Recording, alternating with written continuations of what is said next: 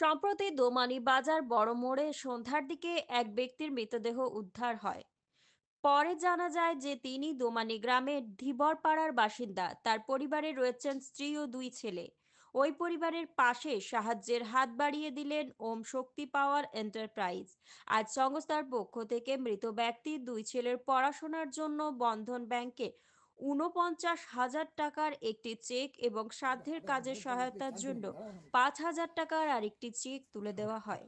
এ বিষয়ে অনুষ্ঠানে উপস্থিত ছিলেন ওম শক্তি পাওয়ার এন্টারপ্রাইজের কর্ণধার পিন্টু সাহা, দেবু বর্ধন, রিকি সিং, শেখ সাইফুল এবং রাজু সা।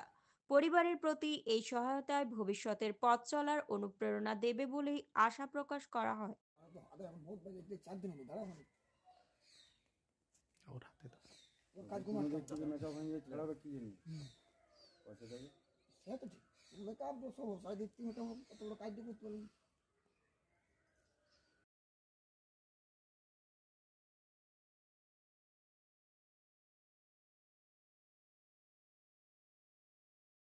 গত 15 তারিখ না আমরা অফিসে বসছিলাম, সেখানে খবর পেলাম যে কানাইধিবর নামে গ্রাম যেমন একজন মারা গেছে। আমরা তুরন্ত সঙ্গে সঙ্গে দুজনে মিলে এসেছিলাম শ্মশানে। শ্মশানে দেখা করলাম, সকালে দেখা করে বাচ্চাদের দেখে আমাদের খুব মায়া লেগে গেল। আমরা ওইখানে সেদিনই চিন্তা ভাবনা করলাম যে আমাদের ফাউন্ডেশন থেকে, মানে ওম শক্তি পাওয়ার এন্টারপ্রাইজ আমাদের একটা ফাউন্ডেশন আছে, সেইখান থেকে আমরা ওদের সাহায্য করব।